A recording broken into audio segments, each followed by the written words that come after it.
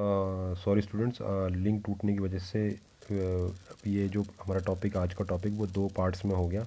अभी first part में तो आपने एलिमेंट्री कैनाल के फंक्शंस देखे, अब उसी को आगे कंटिन्यू करते हैं। तो हमने जो पहली क्लास में भी हमने बात की कि processing of food alimentary canal में, कि फ़ूड के साथ क्या क्या हुआ। तो एलिमेंट्री कैनाल सबसे पहले क्या क्या फंक्शन कर रही है, पहले तो उसे रिसीव कर रही है। जो वो रिसीव करने का प्रोसेस क्या कहला रहा है, इंजेशन। इंजेशन यानी कि फूड जैसे ही भोज पकड़ा हुआ जो कैप्चर्ड फूड है वो जैसे ही मुख आपकी कैविटी में आया, बकल कैविटी मुख गुहा के अंदर आया, तो ये प्रोसेस कहलाता है इंजेशन। उसके बाद हम हमारी एलिमेंट्री कैनाल स्टोर भी करती है फूड को कुछ टाइम के लिए और धीरे धीरे उसे आगे पुश करती रहती है। फिर उसके बाद जब उसे फिजिकली तोड़ती है तो वो कैसे तोड़ रही है, मस्कुलर कंट्रैक्शन की हेल्प से, राइट। फिर केमिकली तोड़ना क्या कहलाता है, डाइजेशन। क्या कहलाता है, डाइजेशन, पाचन। और उसके बाद वो पचा हुआ भोजन फिर क्या करते हैं, उस पचित भोज्य को पदार्थ को हम अपनी जो सर्कुलेटरी फ्लूइड यानी ब्लड के अंदर ट्रांसफ़र कर देते हैं, और ये प्रोसेस क्या कहलाता है, एब्जॉर्प्शन। उसके बाद वो ब्लड वाला जो ब्लड में जो भोज्य पदार्थ आया हुआ है उसे आगे ले जाया जाता है हर कोशिका और सेल के अंदर, ऊतक और सेल के अंदर। तो वो प्रोसेस क्या कहलाता है, एसिमिलेशन। क्या बोलते हैं, एसिमिलेशन। तो उसके बाद फिर जो अपचत भोज्य पदार्थ है, जो आपकी अनडाइजेस्टेड फूड पार्टिकल है, वो फीसिस बन जाता है, फीसिस मैटर की फॉर्म में रह जाता है। उसको रेक्टम में थोड़ी देर के लिए टेम्परी फॉर्म में स्टोर कर सकते हैं, और बाद में हम उसे इजेशन प्रोसेस के थ्रू बॉडी से बाहर निकाल देते हैं, मल को शरीर से बाहर निकाल दिया जाता है। तो इस तरीके से ये याद रखने वाली बातें हैं कि ये चार प्रोसेस हुए हमारे एलिमेंट्री कैनाल के अंदर: इंजेशन, डाइजेशन, एब्जॉर्प्शन, एसिमिलेशन और इजेशन। ये आपको सब चार चीज़ें समझ आ जानी चाहिए कि क्या क्या है। तो इंजेशन में क्या हुआ कि हम जैसे जब फूड को एलिमेंट्री कैनाल के अंदर लाया जा रहा है ना, हमारे मुख के अंदर, फिर उसे तोड़ा जा रहा है, किया जा रहा है फिजिकली और केमिकली। फिर उसका ये प्रोसेस क्या कहलाएगा, डाइजेशन। उसके बाद एब्जॉर्प्शन। एब्जॉर्प्शन में क्या होगा, एब्जॉर्प्शन में हम उसको क्या कर रहे हैं, हम धीरे बोला। फिर उसके बाद क्या हो रहा है कि एब्जॉर्प्शन में क्या है, जो हमने डाइजेस्ट किया हुआ है फूड उसको हम अपनी ब्लड में ले आ रहे हैं, वो एब्जॉर्प्शन है। ब्लड से फिर वो हर एक सेल में पहुंच रहा है, वो एसिमिलेशन प्रोसेस है, और बाद में इजेशन। तो ये चीज़ें क्लियर होगी, राइट। चलिए आगे देखते हैं। तो वहाँ पर हमने आपको पता है कि हमारे फूड में क्या क्या हो सकता है, कार्बोहाइड्रेट हो सकते हैं, है ना, प्रोटीन हो सकता है, और प्रोटीन के अलावा फैट। तो तीनों का हम डाइजेशन देखेंगे एक एक करके। तो सबसे पहले हम देखते हैं डाइजेशन ऑफ द कार्बोहाइड्रेट की, कार्बोहाइड्रेट का कैसे हमारे बॉडी में पाचन होता है। तो अगर हम एक ह्यूमन केस में, ये मैंने एक एलिमेंट्री कैनाल बनाई हुई है, ऐसे है सच, आपने ऐसी ही बनानी है अपनी बुक के अंदर। तो कार्बोहाइड्रेट जैसे ही आपने खाया तो वो स्टार्च फॉर्म में आप लोगे, और आपकी ये सलाइवरी ग्लैंड लगी हुई है, सलाइवरी ग्लैंड से क्या होगा, टाइलिन सिक्रीट होगा, जिसे आप सलाइवरी अमाइलेज भी कहते हो, और ये 6.8 pH के ऊपर काम करता है ना। तो ये सीधा आपकी माउथ, ये बकल कैविटी, पूरी ये बकल कैविटी, यहाँ पे ये सिक्रीट होगा। तो कहते हैं in our food carbohydrate in the form of polysaccharide यानी स्टार्च। जब भी आप कार्बोहाइड्रेट लेते हो अपने भोजन के अंदर, जो आपके कार्बोहाइड्रेट होता है वो किस रूप में मिलता है, हमेशा पॉलीसैकेराइड्स। सैकेराइड क्या होते हैं, शुगर्स, और पॉली मतलब बहुत सारे। मैंने आपको पढ़ाया था कार्बोहाइड्रेट की जब टाइप्स करवाए थे। तो ये तीसरा टाइप था, जो सबसे ज़्यादा बड़ा, मॉलिक्यूलर वेट में भी ज़्यादा होता है। तो स्टार्च सबसे बड़ा होता है, और इसमें एग्जांपल है अमाइलोज का। मतलब इस स्टार्च के अंदर अमाइलोज की जो परसेंटेज है वो 20% होती है, राइट। तो आपने स्टार्च खाया, स्टार्च लेते ही आपके माउथ के अंदर क्या हुआ, सलाइवरी अमाइलेज आया, जिसमें टाइलिन आपके पास क्या एंजाइम है, जो किससे सिक्रीट हुआ, सलाइवरी ग्लैंड से। और ऊपर अपनी डायग्राम में देखा था, सलाइवरी ग्लैंड्स 3 टाइप की होती है हमारे पास, सब मैक्सिलरी, सब लिंगुअल और मैक्सिलरी। और इनसे क्या हुआ, टाइलिन यहाँ सिक्रीट हुआ। तो अब उसने क्या किया, स्टार्च को उसने क्या किया, माल्टोज में कन्वर्ट कर दिया 30%। क्या किया, सलाइवरी ग्लैंड ने टाइलिन एंजाइम जो आया उसने कार्बोहाइड्रेट को कन्वर्ट किया माल्टोज के अंदर। तो इसका मतलब क्या हुआ, हमारे मुख में, हमारे माउथ में जो सलाइवा है, हमारा जो थूक है, वो क्या कर रहा है, सिर्फ कार्बोहाइड्रेट का ही पाचन करता है, और किसी का भी नहीं करेगा, ना तो प्रोटीन का करेगा और ना ही फैट का करेगा, सिर्फ किसका करता है, स्टार्च का। तो एलिमेंट्री कैनाल का जो स्टार्टिंग पॉइंट है, यानी हमारी जो बक्कल कैविटी, उसमें सिर्फ किसका डाइजेशन होता है, कार्बोहाइड्रेट का। तो ये लिखा हुआ है बक्कल कैविटी में कार्बोहाइड्रेट का जो हो जाएगा, क्या हो जाएगा, ये टिक लगाने का मतलब क्या हुआ कि बक्कल कैविटी में कार्बोहाइड्रेट का पाचन होता है, स्टमक में बिल्कुल नहीं होता, मिनिमम, बहुत कम होता है, होता ही नहीं है, ये मान लो आप। स्मॉल इंटेस्टाइन में कंप्लीट होता है, और डिओडिनम में मैक्सिमम होता है। तो स्मॉल इंटेस्टाइन में कार्बोहाइड्रेट का जो पाचन है वो समाप्त हो जाता है, कंप्लीट हो जाता है, और उसका भी जो डिओडिनम वाला भाग है, इंटेस्टाइन, स्मॉल इंटेस्टाइन जो छोटी आंत है, उसका जो डिओडिनम वाला पार्ट है, वहाँ पर सबसे ज़्यादा जो मैक्सिमम जो डाइजेशन होता है वो कार्बोहाइड्रेट का वहाँ पर होता है। उसके बाद ये ईजोफेगस है, ईगोफेगस से हम आ गए स्टमक में। एक्चुअल में ऐसी नहीं होती एलिमेंट्री, ये मैंने सिर्फ आपको एक नेचुरल एक ड्रॉ करके दिखाया हुआ ताकि आप जल्दी समझ जाओ। ये स्टमक है, पर आपने एग्जाम में ऐसे समझा सकते हो, कोई दिक्कत नहीं है।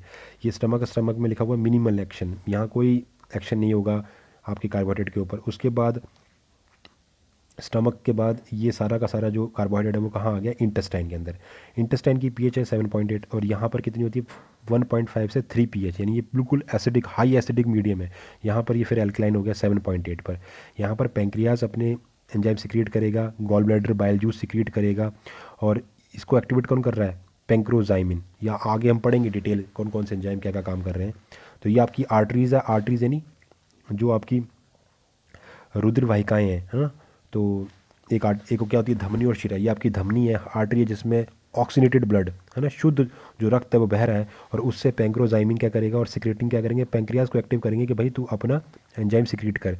और इसका काम क्या है, जो भी आपके माल्टोज, सुक्रोज और लैक्टोज है उन्हें तोड़ना है ना।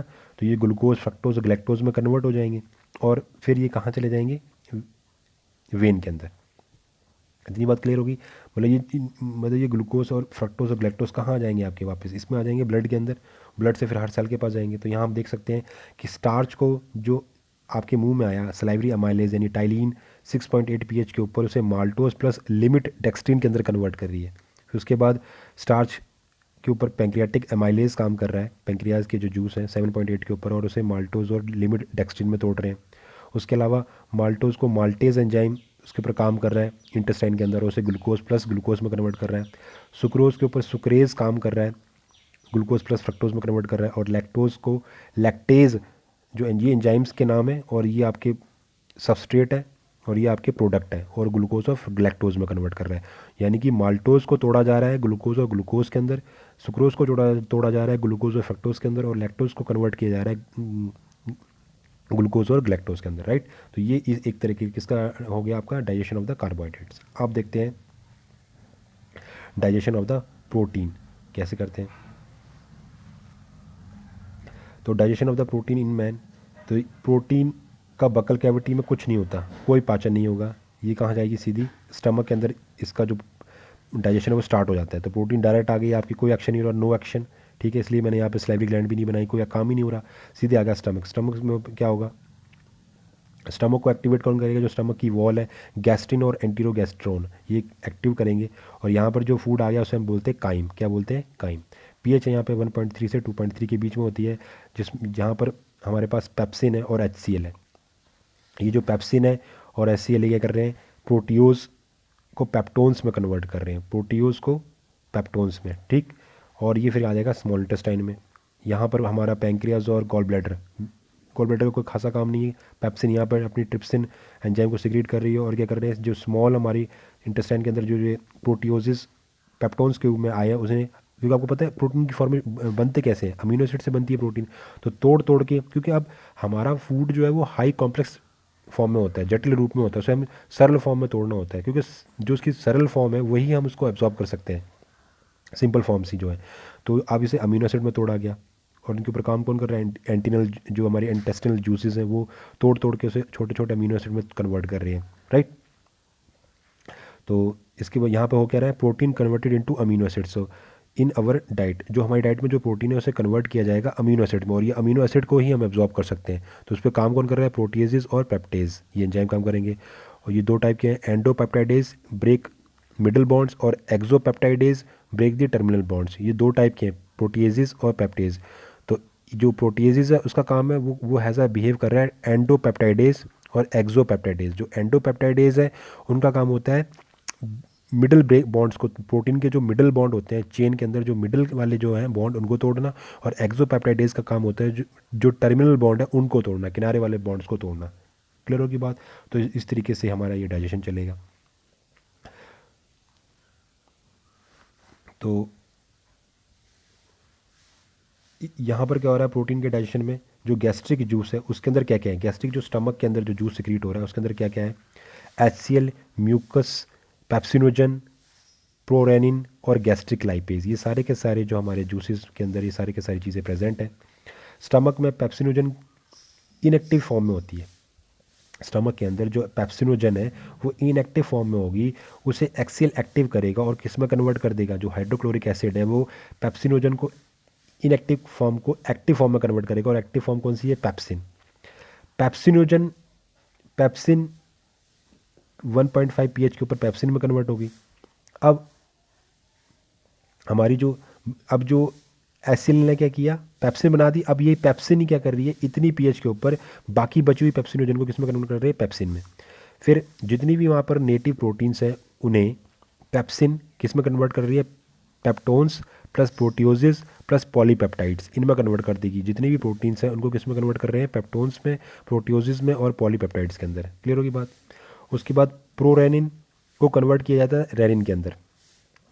जो हमारी प्रोरेनिन है वो पेप्सिन एंजाइम से किस में कन्वर्ट कर रहा है? रेनिन के अंदर। केसीन जो प्रोटीन है उसे रेनिन कैल्शियम की प्रेजेंस में कैल्शियम पैराकैसिनेट के अंदर कन्वर्ट कर रही है।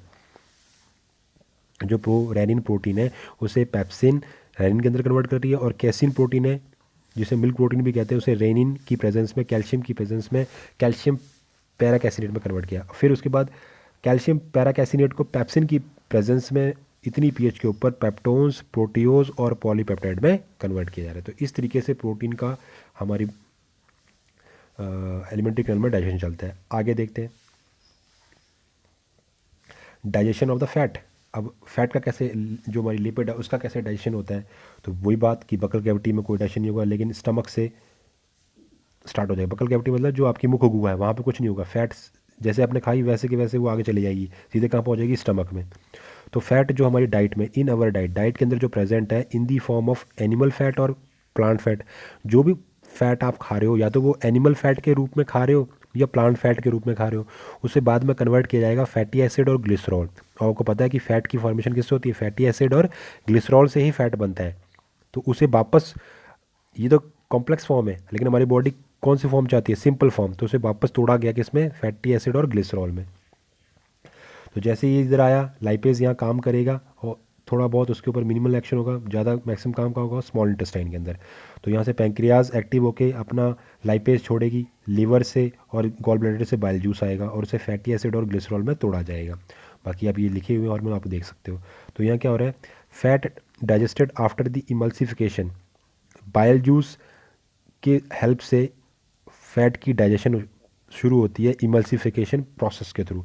तो फैट के ऊपर गैस्ट्रिक लाइपेज काम करता है इतनी pH के ऊपर और उसे कन्वर्ट करता है डाइग्लिसराइड और ट्राई और डाइग्लिसराइड के रूप में कन्वर्ट कर देता है। उसके ऊपर फिर पेंक्रियाटिक लाइपेज काम करेगा, जो पेंक्रियाटिक जूस है उसके अंदर जो लाइपेज प्रेजेंट है, और उसे कन्वर्ट करेंगे मोनोग्लिसराइड और फैटी एसिड के अंदर।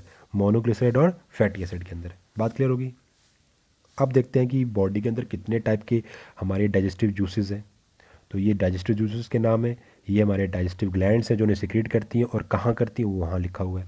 तो पहले ही आपके डाइजेस्टिव जो जूसेस आगे वो आगे सलाइवा। सलाइवा जो है वो कौन सिक्रीट करता है? Salivary glands. ठीक, सलाइवा को कौन सिक्रीट करता है? Salivary glands. और आपको पता है ये कहाँ सिक्रीट होती है? माउथ के अंदर। और ये क्या करती है? इसके अंदर टाइलिन या सलाइवरी एंजाइम होते हैं जो स्टार्च का पाचन करते हैं, है ना, डाइजेशन करते हैं। उसके बाद आती है गैस्ट्रिक जूस, इसे कौन सिक्रीट करता है? Gastric gland. और ये कहाँ प्रेजेंट होती है? स्टमक में। फिर बाइल, बाइल को कौन सिक्रीट करता है? लीवर। कहाँ? ड्यूडिनम के अंदर। पेंक्रियाटिक जूस पेंक्रियास करता है, कहाँ करता है? ड्यूडिनम के अंदर। इंटेस्टिनल जूस जिसे हम सक्कस एंट्रिकस भी कहते हैं, इंटेस्टिनल जूस जिसे हम सक्कस एंट्रिकस भी कहते हैं, इसे कौन सिक्रीट करता है? Intestinal glands. जितनी भी इंटेस्टाइन के साथ जुड़ी हुई ग्लैंड्स होती है वो करती हैं। और कहाँ करती हैं सिक्रीट? इसको स्रावित कहाँ करती हैं? स्मॉल इंटेस्टाइन के अंदर, राइट। अब बात कर लेते हैं दोबारा से जो हमने पढ़े वो कैसे कैसे काम हो रहे हैं। बहुत इंपॉर्टेंट डायग्राम है, इसे अच्छे से याद कर लें और लर्न कर लें। तो पहला आ गया आपका सलाइवरी ग्लैंड्स जो सलाइवा सिक्रीट करती है। उसके अंदर सलाइवरी अमाइलेज या टाइलिन एंजाइम है जो न्यूट्रल पे 7 पर या 6.7 से 6.8 के ऊपर काम करती है। और इसका काम क्या है? ये एक्शन सिर्फ स्टार्च के ऊपर, कार्बोहाइड्रेट के ऊपर ये अपना एक्शन करता है, और करने के बाद उसे माल्टोज में कन्वर्ट करता है। और इस प्रोसेस के ऊपर कंट्रोल कौन कर रहा है? नर्वस रिफ्लेक्स और एड्रिनल हार्मोन। एड्रिनल हार्मोन और नर्वस रिफ्लेक्स इसके ऊपर काम कर रहे हैं। उसके बाद आगे गैस्ट्रिक ग्लैंड्स, जो गैस्ट्रिक जूस सिक्रेट करता है, उसमें क्या क्या होता है, पेप्सिन, रेनिन और लाइपेज। पेप्सिन एसिडिक मीडियम में काम करता है, प्रोटीन को कन्वर्ट करता है पेप्टोन्स और पेप्टाइड्स के अंदर। जितनी भी प्रोटीन आपने खाई और आपके स्टमक में आ गई, उस प्रोटीन को कन्वर्ट करेगा पेप्टोन्स और पेप्टाइड्स में। कौन करेगा, पेप्सिन। और ये भी कंट्रोल कौन कर रहा है इसके ऊपर नियंत्रण किसका है, कंट्रोल किसका, नर्वस रिफ्लेक्स का और गैस्ट्रीन का। फिर रेनिन जो आपका एंजाइम है वो 1.5 से 2 के ऊपर काम करेगा और कैसिनोजन ऑफ मिल्क, जो मिल्क की जो कैसिनोजन जो आपकी है प्रोटीन, उसे कन्वर्ट करेगा पैराकैसिन और कैसीन के अंदर। और ये भी हार्मोन और स्टमक की जो म्यूकोसा है उसके ऊपर कंट्रोल करती है। तीसरा जो एंजाइम है लाइपेज, वो भी 1.5 से 2 pH के ऊपर काम करता है और ये फैट को कन्वर्ट करता है फैटी एसिड और ग्लिसरॉल के ऊपर। अभी मैंने ऊपर समझाया, वो सारा लिस्ट आउट किया हुआ मैंने। उसके बाद लीवर से सिक्रेट होता है बाइल जूस। इसके अंदर कोई भी एंजाइम नहीं होते। ये अल्कलाइन मीडियम में 7.1 से 8.3 बेसिक मीडियम के अंदर काम करेगा, फैट को कन्वर्ट करेगा इमल्सिफाइड फैट यानी कि काइलो माइक्रोन के अंदर कन्वर्ट करेगा। और इसके ऊपर जो कंट्रोल है वो सिक्रेटिन का है, कॉलिसिस्टोकाइनिन का है। और जो हार्मोन्स आ रहे हैं कहाँ से आ रहे हैं, इंटेस्टिनल म्यूकोसा से आ रहे हैं, वो सारे इस फंक्शन के ऊपर काम करेंगे, नियंत्रण करेंगे। फिर पैंक्रियाज से पैंक्रियाटिक जूस सिक्रेट हो रहा है। और कौन कौन है इस जूस के अंदर, ट्रिप्सिन है, काइमोट्रिप्सिन है, कार्बोक्सीपेप्टाइडेज है, अमाइलेज है, लाइपेज है। सारे एक ही पीएच के ऊपर काम करते हैं और आपको पता है इंटेस्टाइन की पीएच जो है वो 7.5 से 8 के बीच में वेरी करती है। ट्रिप्सिन जो है वो प्रोटीन को कन्वर्ट कर रहा है पेप्टाइड के अंदर, राइट। काइमोट्रिप्सिन जो है वो प्रोटीन और पेप्टाइड्स को कन्वर्ट कर रहा है अमीनो एसिड के अंदर। कार्बोक्सी पेप्टाइडेज जो है वो पॉलीपेप्टाइड्स और पेप्टोन को कन्वर्ट कर रहा है अमीनो एसिड के अंदर। अमाइलेज जो है वो स्टार्च को कन्वर्ट कर रहा है माल्टोज के अंदर। और लाइपेज जो है वो फैट को कन्वर्ट कर रहा है फैटी एसिड और ग्लिसरॉल के अंदर। रट लेना, आपने याद कर लेना ये। और इन सब के ऊपर कंट्रोल कौन कर रहा है, सिक्रेटिन, साइमिन हार्मोन। और ये कौन सिक्रेट कर रहा है, mucosa of the small intestine के अंदर जो म्यूकोसा की जो परत है, जो लेयर है, उसके अंदर सिक्रेटिन और पेंक्रियोजाइमिन हार्मोन जो है वो इनके ऊपर कंट्रोल करने काम करवा रहे हैं इनसे। लास्ट है इंटेस्टिनल ग्लैंड्स, जो इंटेस्टिनल जूस और सक्कस जिसे कहते हैं इंट्रिकस सिक्रेट कर रहे हैं। इसके अंदर आपके पास रिप्सिन, लाइपेज, सुक्रेज, माल्टेज और लैक्टेज प्रेजेंट है, जो 7.6 के ऊपर काम करते हैं।